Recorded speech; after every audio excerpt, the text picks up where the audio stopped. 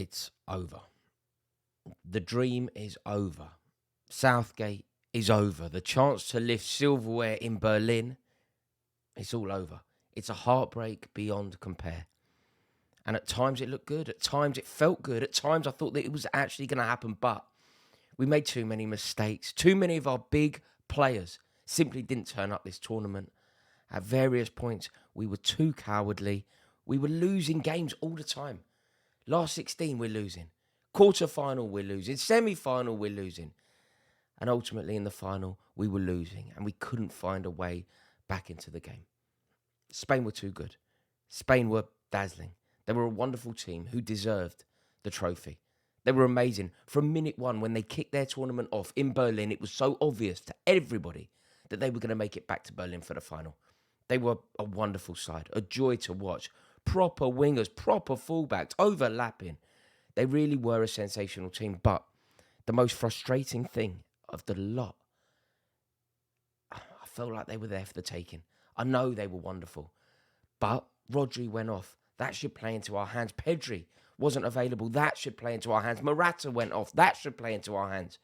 Surely, if there's ever a time to beat Spain, a Spain team who've had such a difficult passage, it makes the victory of theirs so impressive.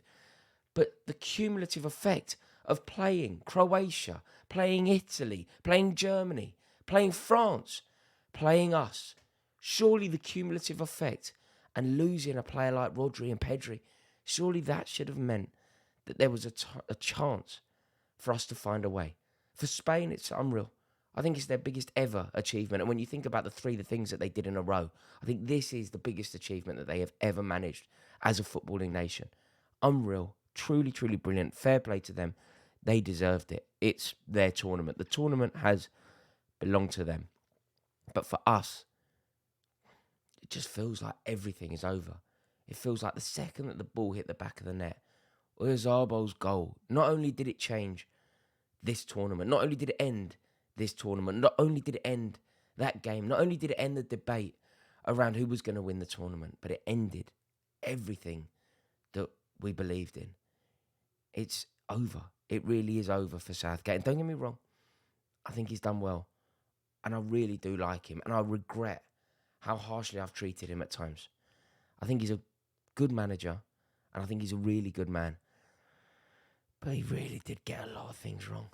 So many mistakes from Gareth Southgate. Just think about the tournament as a whole. So many errors. Too much Kane, not enough Palmer. Ollie Watkins and Ivan Toney, goal machines sitting on the bench. Let's make the most of them. How can you only take one fullback to a tournament who's fit that can play on the left-hand side? And he wasn't even fit, in fact. You take one left-sided fullback to a tournament and he's not even fit. That is a gamble. It's such a gamble. And ultimately, that gamble didn't pay off. Anthony Gordon, how many times were we watching a game where we thought a winger would stretch the game? A winger would benefit this England team so much. Somebody that could play on the outside. Somebody that would offer the opportunity to go beyond. Somebody that would offer the opportunity to stretch the pitch. Not only would it benefit that left-hand side that was so nullified and so impotent all tournament, not only would Anthony Gordon open up that entire left channel, it would make Phil Foden a better player over there. It would make Kieran Trippier a better player over there. It would create, however, almost more importantly than what it would do to the left side, it would create so much more room on the other side. It would allow Bukayo Saka to be at his expressive best. It would allow Kyle Walker to bomb on and overlap and be so effective in the opposition box. And it would create so much more room in the midfield because we were so one-dimensional on that left side. Kieran Trippier, every single time hit the ball up, play the ball backwards or inside. Every single time, literally every single time. Every single time. This isn't an exaggeration. A lot of the time when you talk about football, you say things and you go, oh, every time. And you don't mean every time. Every time Chelsea take a corner, they hit the first man. It's not true. It's not every time. You exaggerate to make the point. I'm not doing that here. This is not an exaggeration. Literally, every time Kieran Trippier picks the ball up, it will 100% go inside or backwards. Probably both of those things.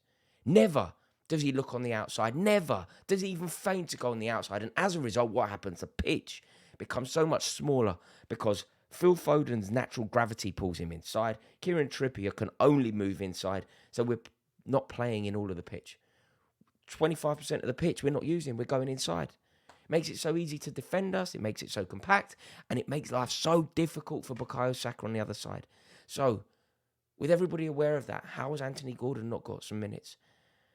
How have we seen so much of Harry Kane when it was apparent that he wasn't fit, so obvious, so early? How have we seen so few minutes of Cole Palmer, who have been basically one of our most effective players this tournament?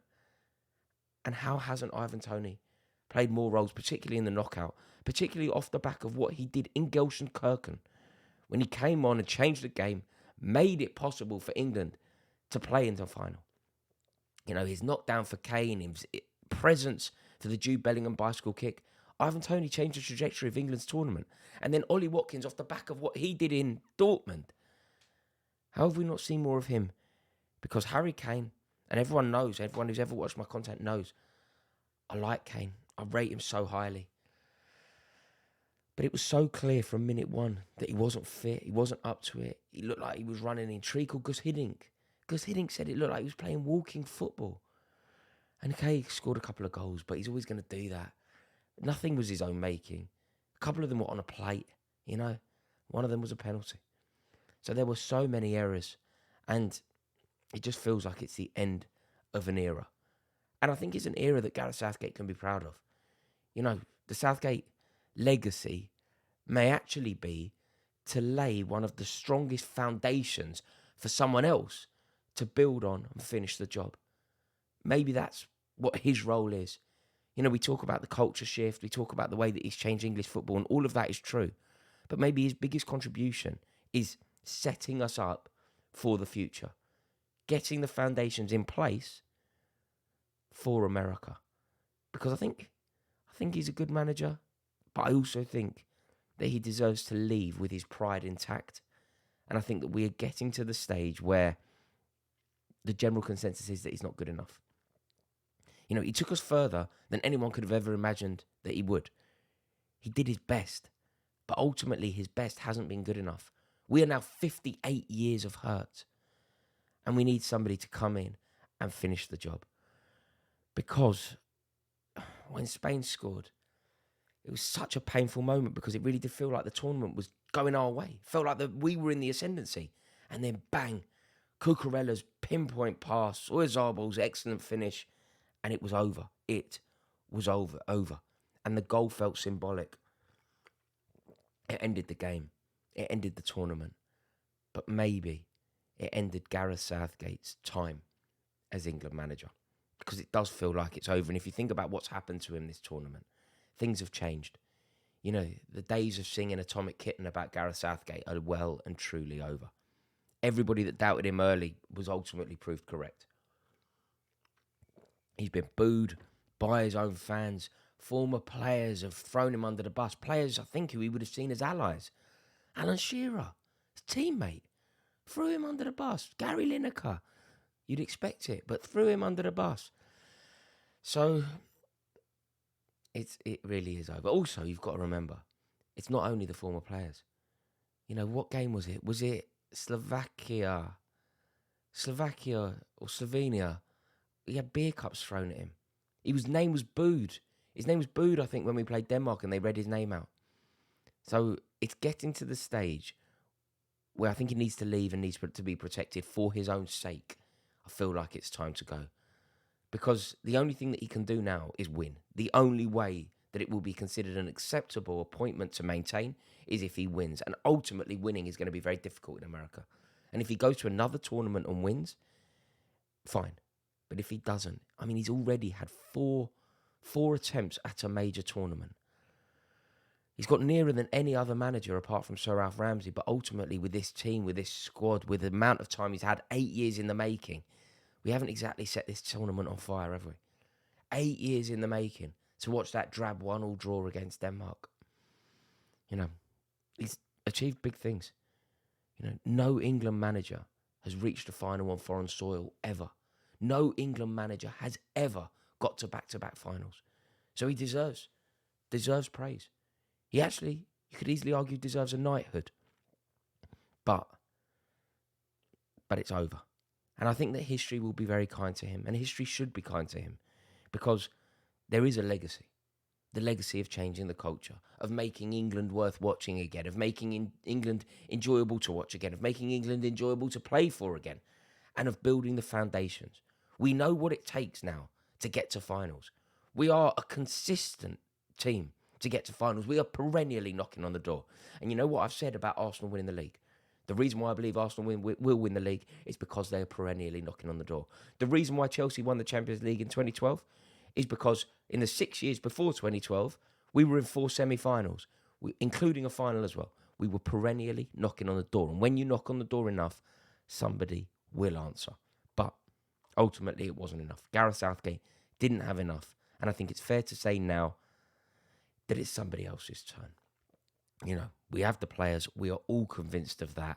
And apparently, these players want Gareth Southgate to stay. That's what you're hearing. You're hearing that the general consensus of the players is that they want Gareth Southgate to stay. But he needs to be insulated from that. He needs to be protected from that. He isn't the man for the job. Ultimately, we know what Gareth Southgate can do with this England team, and it isn't enough.